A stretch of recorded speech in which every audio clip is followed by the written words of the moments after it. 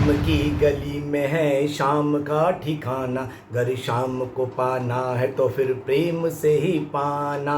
प्रेम की गली में है शाम का ठिकाना, अगर शाम को पाना है तो फिर प्रेम से ही पाना। प्रेम करने वालों से ही शाम मिलता है, प्रेम से ही शाम का दीदार होता।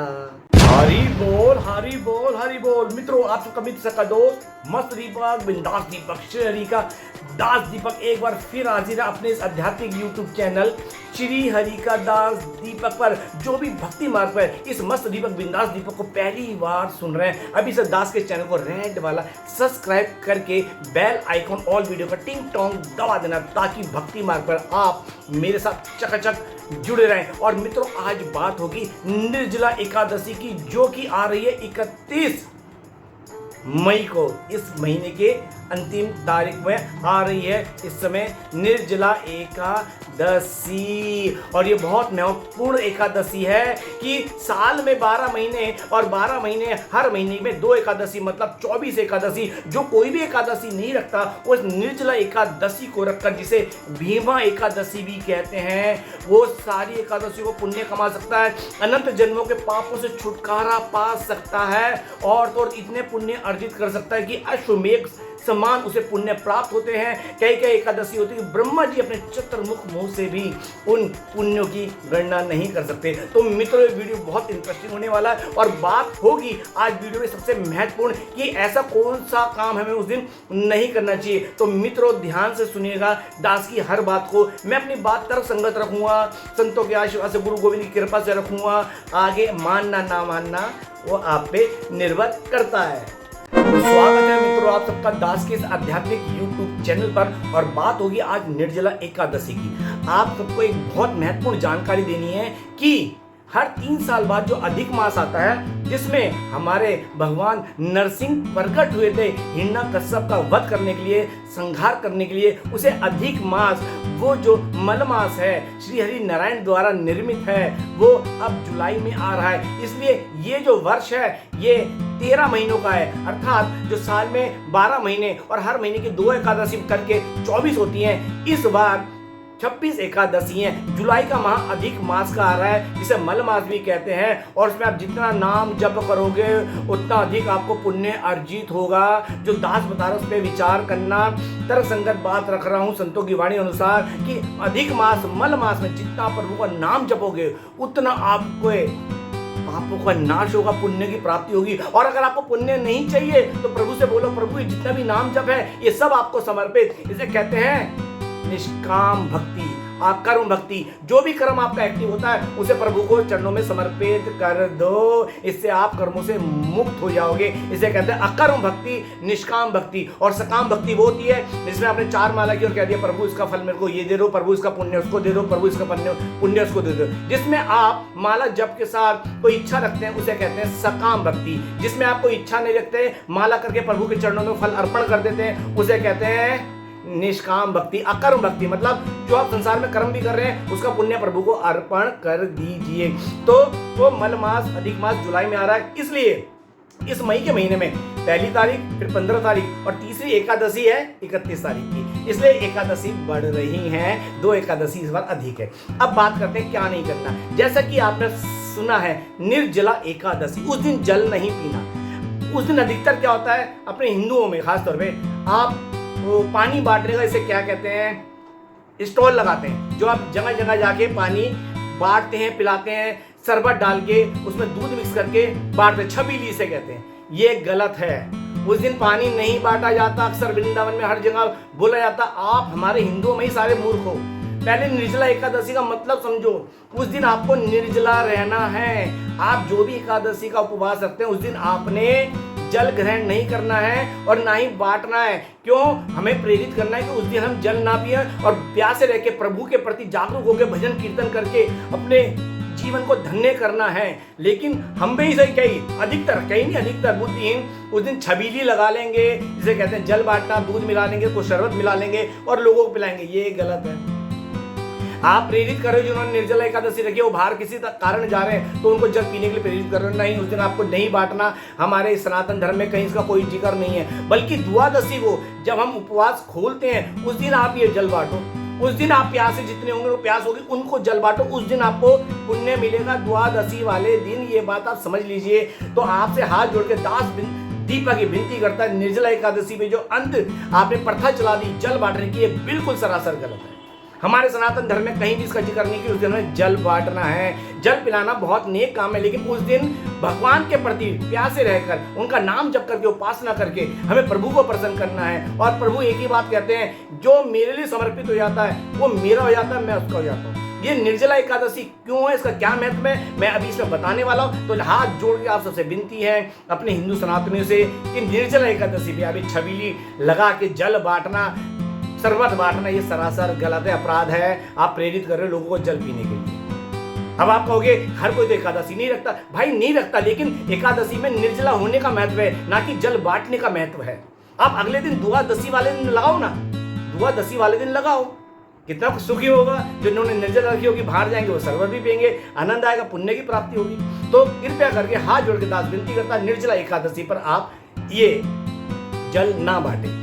अब करते हैं हमें निर्जला एकादशी पे क्या करना चाहिए, और निर्जला एकादशी को भीमा एकादशी क्यों कहा जाता है। तो बात है कि सभी पांडव जो थे वो एकादशी रखते थे, लेकिन भीमसेन जी, जिसे भीमा एकादशी इनके नाम से बड़ी, उनके पेट में वृक नाम की अग्नि थी, जिसे कहते हैं भेड़िए वाला पेट।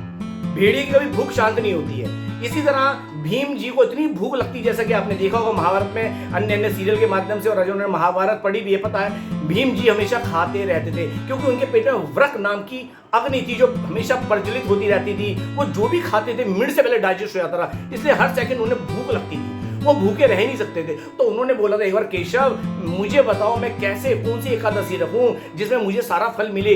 तब श्री कृष्ण हमारे देवकी नंदन ने कहा था, हे भीम जी, आप निर्जला एकादशी रखिए, आप जितनी भी एकादशी का उसको पुण्य आपको मिल जाएगा। क्योंकि मैंने जैसा कि बताया, भीम जी के पेट में वृक नाम की अग्नि थी और वो की शांत कभी नहीं होती। आपको बताऊं, हमारे पेट में जठर अग्नि होती है और जब हम खाना खाते तभी होती है। अब देखो मैं आपको बहुत गहरी बात बताऊंगा, हम पंचभूत हैं, धरती, अग्नि, जल, आकाश, वायु। हमारे को पेट में खाते हुए कैसे अग्नि जागृत होती है, मैं आपको छोटी सी बात में समझाने की कोशिश करूंगा, पूरे ध्यान से समझिएगा। सबसे पहले क्या आता नीचे, जल, तो ये है जल, सबसे छोटी उंगली जल है, ठीक है। इसके बाद आती पृथ्वी की, पृथ्वी के ऊपर होता है अग्नि, अग्नि के ऊपर होता है वायु, ये वायु, और वायु के ऊपर आकाश, ठीक है। इसको आप समझ लीजिए। हमारे पंच तत्व पंच हमारी पंच उंगलियों में, और जिनको शारीरिक कष्ट रहता है वो अपनी इन्हीं उंगलियों को ना 10-10 बार सुबह शाम प्रेशर से दबाया करो। उनकी अग्नि, वायु, आकाश, जो है, शुगर, बीपी सब कंट्रोल आ जाएगा। सारी नसें हाथ की हिस्से से ही जाती हैं, इन्हें दबाते रहा करो, पुश करता रहो। मैं बहुत अच्छी आपको बात बता रहा हूँ। और जब हम भोजन करते हैं और जब हम मुंह में डालते हैं तो ये पंच तत्व जब मिलते हैं भोजन के साथ और नाक द्वारा सुगंध जाती है, कान द्वारा चबाने की आवाज जाती है, तभी हमारे अंदर जठर अग्नि वो एक्टिव हो जाती है और हम जो भोजन करते हैं उसे पचाना शुरू करती है। तो प्रेम से बोलो राधे राधे। और आपको एक बात बता दूं, हमारे शरीर का पंच तत्व को और अच्छा तरीका बता देता हूँ इस छोटे से वीडियो में। घुटनों के हिस्से से नीचे वो है वायु, जल, ठीक है। अक्सर जो जिनको शुगर होती है निचले हिस्से में ही होती है, क्योंकि उनका जल खराब है, शुगर वालों का जल खराब होता है। तो घुटनों से हिस्से का नीचा है जल, घुटनों से लेकर कमर तक का हिस्सा है क्या, पृथ्वी। और पेट वाला जहाँ अग्नि होती है, जहाँ गुदा होता है, ये खाना जहाँ पचता है वहाँ अग्नि होती है, उसे कहते हैं अग्नि। ये फेफड़े क्या होते हैं, ये होते हैं वायु, और इसके ऊपर आकाश। तो हम पंचभूत इस तरह से बने हुए, ये सारे डिपार्टमेंट है शरीर में भी, उंगलियों में भी।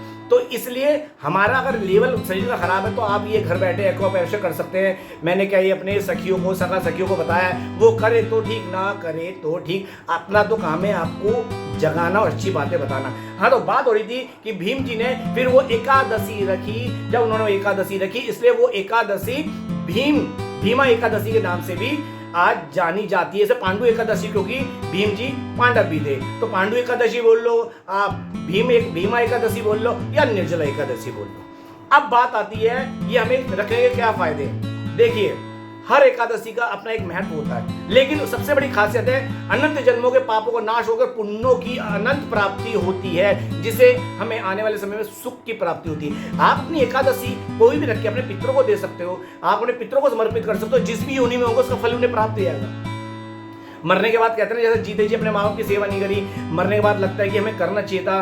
तो आज बहुत अच्छी बात बता रहा हूँ, अगर आपका मन जागृत है उनके लिए आप कुछ करना चाहते हो तो एकादशी रख के ना परमात्मा से कहो, हे प्रभु अब इस एकादशी का फल है मेरे माता पिता को या पितरों को मैं समर्पित करता हूँ। यकीन मानना उन्हें तुरंत वहां मिल जाएगा जिस भी योनि में होंगे। और कई ऐसी एकादशी ऐसी आती है जिनको रखने से अगर वो किसी अनंत पाप योनि में भी होंगे वहां से उनको मुक्ति मिल जाती है। एकादशी का इसलिए इतना महत्व है, और एकादशी श्री कृष्ण की एकादशी श्री हरि विष्णु जी को समर्पित है।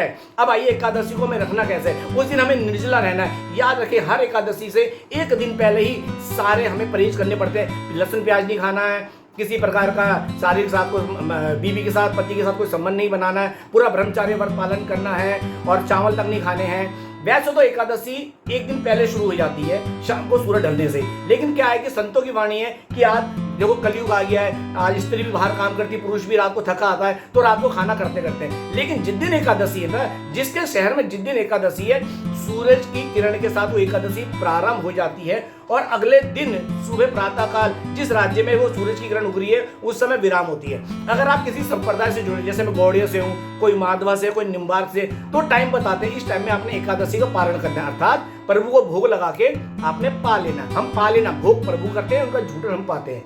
और जिन्होंने नहीं कर रखा वो अपने जो आपके पंडित हैं जो भी आपको सही समय बताते हैं, सुबह नहा धो के आपको उठा के टाइम से प्रभु को नाम देकर शुद्ध भाव में प्रभु के प्रति भोग बनाकर, और कौन सा चावल का, खीर का, कड़ी चावल का भोग बनाकर नहा कर किचन में जाना है। ये नहीं आप बना लिया और किचन में जा रहे, नहीं, नहा कर। जिन्होंने गुरु धारण किया है वो भी सुन ले, नहाकर ही किचन में घुसना है, और जिन्होंने नहीं किया वो भी सुन ले, नहाकर ही किचन में घुसना है, प्रवेश करना है। ठीक है, फिर प्रभु के लिए भोजन बनाना है। फिर उनको आप कई जगह ब्राह्मणों को भोग लगाकर फिर पा लेते हैं और कई ठाकुर जी को भोग लगा के पा लेते हैं। जैसे आपकी संप्रदाय बताते हैं आप वैसे फॉलो कीजिए। अर्थात उस दिन को सरल बनाने का तरीका क्या है सुन लीजिए। निर्जला एकादशी पे क्या करिएगा, दास जो आपको बता रहा है। जैसे एकादशी 31 की है तो 30 तारीख की रात को आप पानी पी सकते हो।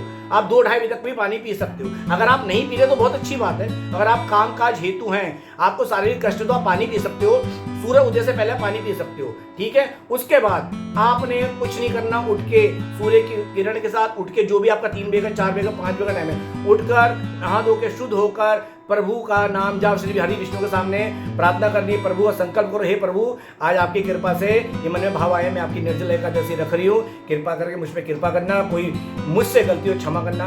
फिर आप जितना हो सके उस दिन नाम जप करो। जिनके पास माला है माला करो। जिन्होंने गुरु धारण कर रखे पहले सुबह उठ के जो गुरु की बताया जाता है, गुरु की किस तरह से नियम फॉलो करने हैं, गुरु का जाप करो। गुरु का जाप हमेशा आसन पे होता है, पलंग पे बैठ के नहीं होता। वो आसन पे गुरु मंत्र का जाप करो। उसके बाद आप महामंत्र का जाप खड़े होकर घूमते फिरते कहीं भी कर सकते हो। अर्थात उस दिन आपने दिन भर माला करनी है, सोना नहीं। एकादशी पे सोना बिल्कुल नहीं होता, पलंग पर लेटना बिल्कुल नहीं होता। अर्थात एकादशी फिर 0 हो जाती है। बिस्तर में बिल्कुल नहीं आता, क्योंकि बिस्तर नेगेटिव माना जाता है, आपको पता है। इसलिए बिस्तर में बैठ के ना भोजन किया जाता है, ना कोई धार्मिक कार्य किया जाता है, क्योंकि वो आपको पता ही है। ठीक है, तो इसलिए बिस्तर पे आपने कोई भी काम नहीं करना, बिस्तर पे आपने सोना नहीं है। दूसरी बात, आपको अब आई निर्जला एकादशी है, लगती है शाम को प्यास, 5 बजे आप नहा लो, ठंडा हो जाएगा। दिन भर अपने पंखे में रहो, जैसे इसके पास सुविधा उसमें रहो। निंदा नहीं करनी, किसी के प्रति गलत भाव नहीं आने देना।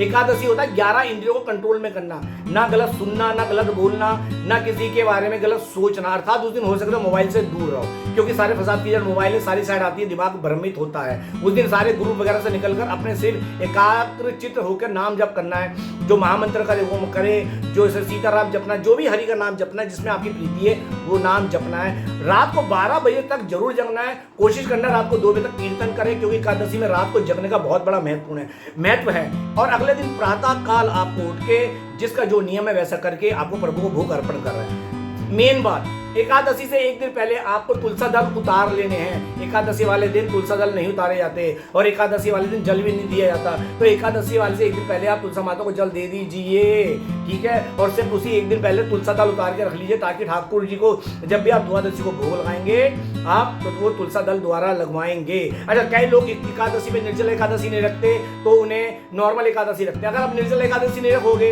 आप नॉर्मल रखोगे, जल पीते रहोगे, तो आपको वही पुण्य मिलेगा। लेकिन उस दिन महत्व निर्जला एकादशी का, तो आपको निर्जला एकादशी रखनी चाहिए। बाकी जिसके शारीरिक क्षमता जैसी शारीरिक कष्ट है उसके हिसाब से डॉक्टर क्या राय देते, गुरु क्या राय देते, उनको फॉलो करना चाहिए। तो निर्जला एकादशी एक दिन पहले और समझ लीजिए क्या करना है। आपने कोई लहसुन प्याज नहीं खाना है, चावल नहीं खाना है, रात को ब्रह्मचार्य का नियम का पालन करना है, और ब्रश भी रात को कर लेना, क्योंकि सुबह केमिकल होते हैं। और सुबह उठ के आपने सिर्फ कुल्ला कर लेना है। और गलती से आप ब्रश करना भूल गए हो तो सुबह सेंधा नमक से कुल्ला करके आपने कुल्ला कर देना, पीना नहीं है तो भी माना जाएगा। लेकिन कोशिश करो रात को ही आप ये सब कार्य करके निवृत्त हो जाए, फ्री हो जाए। तो मित्रों, इस बात को समझ लो, ये निर्जला एकादशी बहुत महत्वपूर्ण है। एक बात और, आप एक माला करते हो रोज, एक माला का जो 1 पॉइंट मिलता है, कोई भी एकादशी को 1000 गुना पॉइंट मिलता है, लेकिन निर्जला पे ना जाने कितने गुना पॉइंट आपको मिलते हैं एक माला के। तो इसलिए निर्जला एकादशी में जितना हो सके नाम जप करो। जिनके पास माला नहीं है, जिनके पास भगवत